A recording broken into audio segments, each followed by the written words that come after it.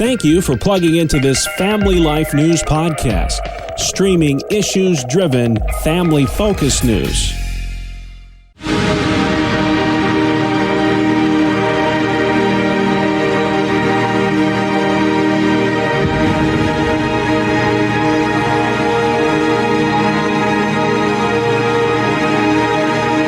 Welcome to another edition of Hometown Heroes on Family Life. I'm your host, Bill Price. Our guest this week, Karl Hoyer from Syracuse, New York. He's using a personal tragedy as an opportunity to reach others for Christ. Arise. First off, what is it, and what will be taking place this coming June?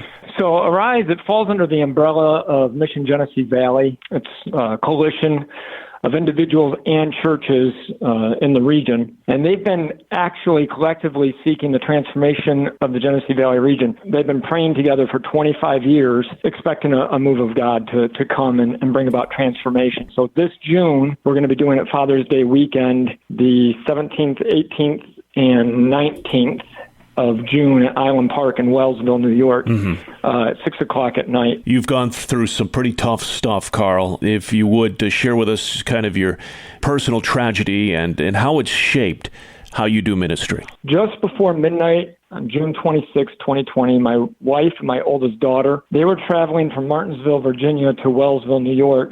And my wife, Maria, was traveling on 81 North, and just outside Shippensburg, traffic was backed up, and she crashed into the back of a tractor trailer and was killed on impact. My daughter survived with minor fractures and bruises, but she's going to always live with the fact that she was with her mother in the car when she died. I ask people how long it takes to go from a family of four to being a widower with two daughters, and it was instantaneous for me. And I remember getting the phone call, falling on my knees and saying, God, I have no idea what you're going to do.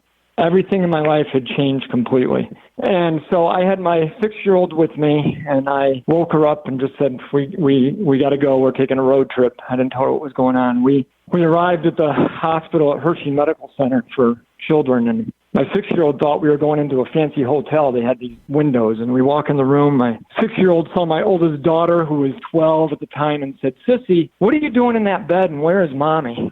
I picked up Liel, my youngest, and sat her on my lap, wrapped my arms around her, and I said, last night, Mommy and Sissy were driving to New York, and they were in a car accident. Sissy's in the hospital, and Mommy went to be with Jesus.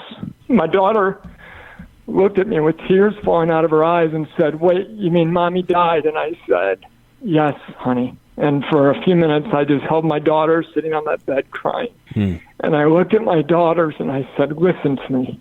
God did not do this to us. He allowed it to happen, but he is good and he's faithful, and he's going to work it out for his good somehow. And that began the process of our new norm, living our lives without Marie. Karl, I don't know you. This is the first time we've really talked, but I feel like you have a message to share, and that didn't just happen for a reason, as you mentioned. You know, as Christians, Karl, it's hard to find hope in the world today. You know that. Yeah. What's your message to those struggling to make sense of everything that's going on? Yeah, it's hard to make sense of everything that's going on when none of it makes sense, you know. There's not a whole lot going on in our world that makes a lot of sense. I remind people all the time that we are born into a broken world with broken systems, and the brokenness is evidenced in the very first sound that comes out of a newborn baby's mouth, the scream and the shrill of life. And remind people that in this world, everything is temporary. If you can see it with the eye and hold it with the hand, it's not going to last forever. And the process of dying begins the moment we actually start living. So I challenge people to shift their focus on something else and don't focus on the fact that we are dying, but rather that now is an opportunity for them to believe in Jesus and begin to live for Jesus. We're going to have tribulation. We're going to suffer persecution, but in the midst of all this brokenness, we can also have peace with God. And so we can't just wish things away. We can't just speak them away. We can't stick our head in the sand.